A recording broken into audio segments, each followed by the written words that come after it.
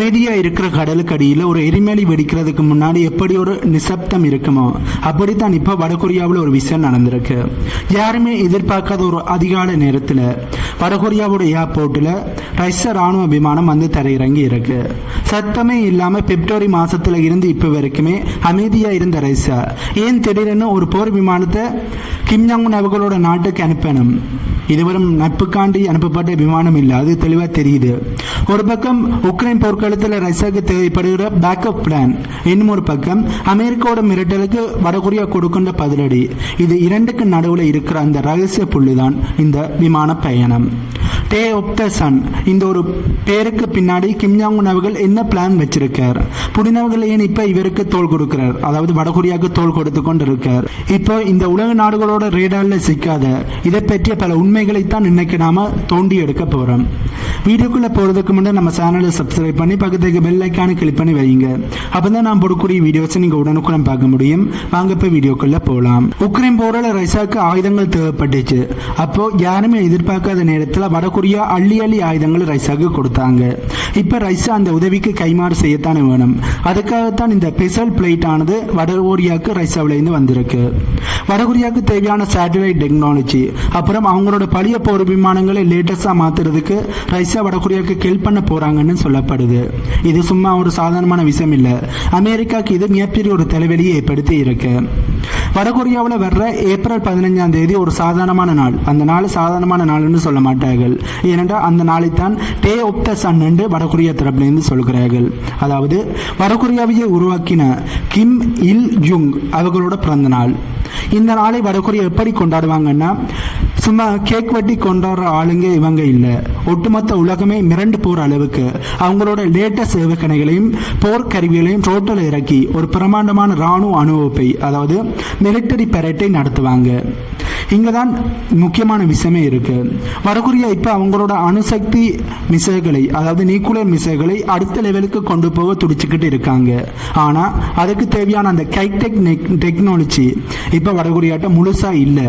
இந்த இடத்துல தான் ரஷ்யா ஒரு குரு மாதிரி உள்ள வந்து வடகொரியாவுக்கு ஹெல்ப் பண்ணுகிறார்கள். பிப்ரவரிக்கு அப்புறம் இப்ப வந்திறங்கிய ரஷ்யாவோட இந்த ராணுவ விமானத்துல பெரிய பெரிய சேட்டலைட்டுகள் அல்லது டெக்னிக்கல் எக்ஸ்பர்ட் வந்து இறங்கி இருக்கலாம்னு பல நாட்டு உளவு அமைப்புகள் தங்களுடைய சந்தேகங்களை தெரியப்படுத்தி இருக்காங்க. சரி, ஓகே, இதெல்லாம் இருக்கட்டும். ரஷ்யா இப்ப வடகொரியாவுக்கு இந்த டே ஆஃப் த சன் இதற்காண்டி என்ன கிப்டை கொடுக்க போறார்கள் என்ற கேள்வி உங்களுக்கு எழும்பும். இதுல 3 விஷயங்கள் குறிப்பிடப்படுது. அதாவது 3 விஷயங்களை ரஷ்யா வடகொரியாவுக்கு கொடுக்கலாம் என்று சொல்லப்படுது. அந்த 3 என்னென்ன என்பதை இப்ப பார்க்கலாம். முதலாவது சேட்டலைட் ரகசியம். உளவு பார்க்கிற சேட்டலைட்டுகளை விண்ணுக்கு அனுப்புறதுல வடகொரியாவுக்கு சில சிக்கல்கள் இருக்கு. அது ரஷ்யா இப்ப சரி பண்ண பார்க்கிறார்கள். அந்த வகையில் ரஷ்யா இந்த டெக்னாலஜியை வடகொரியாவுக்கு கொடுக்கலாம். இரண்டாவது அணுசக்தி நீர்மூழ்கி கப்பல்கள். கடலுக்கு அடியில் இருந்து தாக்குற ரகசிய தொழில்நுட்பத்தை ரஷ்யா வடகொரியாவுக்கு சொல்லிக் கொடுக்கக்கூடிய வாய்ப்புகள் இருக்கு. பட் ஏற்கனவே இதை பற்றி எங்களுடைய வீடியோவில் பார்த்துருந்தோம். ஏற்கனவே ரஷ்யா இதனை வடகொரியாவுக்கு கொடுத்துட்டாங்கன்னு சொல்லப்படுது. மூணாவது போர் விமானங்கள். வடகொரியா கிட்ட இருக்கிறதெல்லாம் ரொம்ப பழைய காலத்து போர் விமானங்கள் என்பது அனைவருக்குமே தெரியும். இதை இப்ப ரஷ்யா கிட்ட இருக்கிற சுக்கோய் விமானங்கள், அதாவது Su-35 மாதிரி நவீனமா மாத்த இந்த மீட்டிங்ல பேச போறாங்கன்னு சொல்லப்படுது.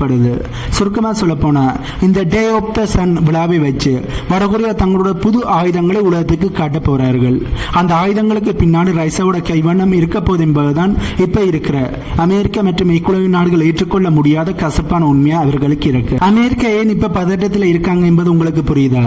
ஏனென்றா இதுவரைக்கும் வெறும் சவுண்ட் விட்டுக்கிட்டு இருந்த வடகொரியா இப்ப ரஷ்யாவோட நேரடி சப்போர்ட்ல உண்மையாகவே ஒரு பலமான எதிரியா மாறிக்கிட்டு இருக்காங்க. இந்த விழாவோட, இந்த டே ஆஃப் த சன் விழாவோட முடிவுல கிம் ஜாங் உன் அவர்கள் புதிய ஒரு மிசைலை சோதனை செய்து பார்ப்பாரா? அப்படி சோதனை செய்து பார்த்தால் அது உலக அரசியலை எப்படி கொண்டு போய் நிறுத்த போது என்ற கேள்விகளையும் பல மத்தியில் எழுப்பி இருக்கு. சரி, ரஷ்யா விமானத்தை அனுப்புகிறார்கள், வடகொரியா அதனை கொண்டாடி தீர்க்கிறார்கள். இதனால மற்றவங்களுக்கு என்ன பிரச்சனைன்னு நீங்க கேட்கலாம்.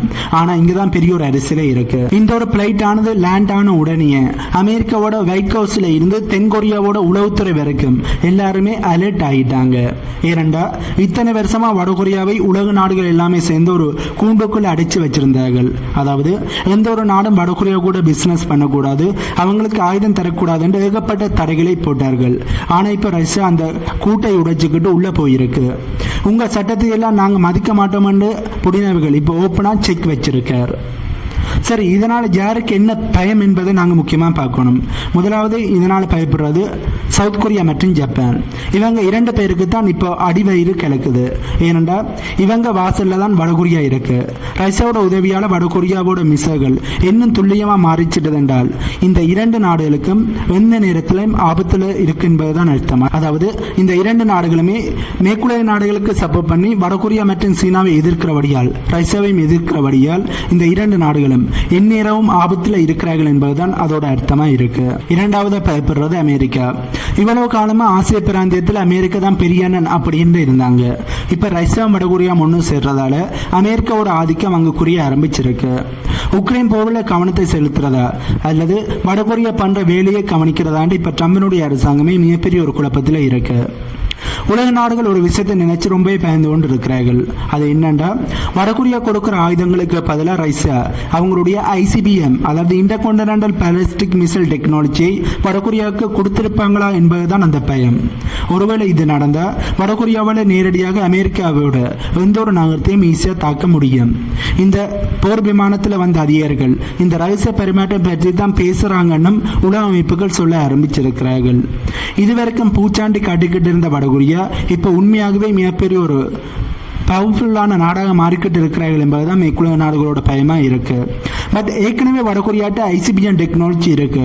பட் ரஷ்யா இப்போ கொடுக்க போறது தங்களுடைய ரஷ்யாவோட அட்வான்ஸான ICBM டெக்னாலஜியாக இருக்கும் என்றும் நிறைய வல்லுநர்கள் தங்களுடைய கருத்துக்களை சொல்கிறார்கள்.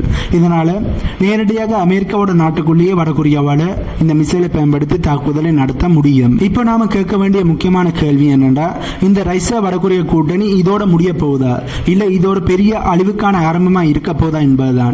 இப்ப இருக்கிற சூழலை பார்த்தா இது வரும் ஒரு ஆரம்பம் மட்டும்தான் என்பதுதான் பல பேருடைய கருத்து. ஏனென்றால் உலக அரசியல் இப்போ 2ஆ பிரிஞ்சு நிற்குது. ஒரு பக்கம் அமெரிக்கா தலைமையிலான நாடுகள், இன்னும் ஒரு பக்கம் ரஷ்யா, சீனா, வடகொரியா, ஈரான் மாதிரியான நாடுகள். இந்த புதிய கூட்டணி உருவாகிறதுக்கு இந்த ரஷ்ய விமானம் பயணம் ஒரு பெரிய ஒரு அஸ்திவாரமாக இருக்குன்னு நிறைய வல்லுநர்கள் தங்களுடைய கருத்துக்களை சொல்ல ஆரம்பிச்சிருக்காங்க.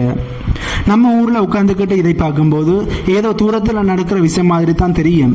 ஆனால் இந்த 2 நாடுகளோட கூட்டணி உலக பொருளாதாரத்தையே மாற்றுற அளவுக்கு பவர்ஃபுல்லான கூட்டணி.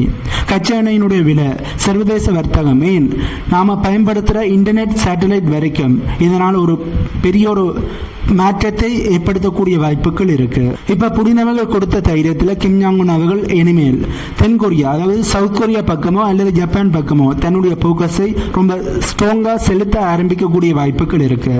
ஒருவேளை இந்த டே ஆஃப் த சன் அன்னைக்கு வடகொரியா ஒரு அணு ஆயுத சோதனையை அதாவது நியூக்ளியர் டெஸ்டை நடத்தினாங்கன்னா அன்னைக்கு ஆரம்பிக்கிற ஒரு பதட்டம் அது உலகத்தையே உழுக்கிற அளவுக்கு இருக்கு. ரஷ்யா இப்ப செய்திருக்கிற இந்த நகர்வு அமெரிக்காவுக்கு விடப்பட்ட ஒரு நேரடியான சவாலாக தான் பார்க்கப்படுது.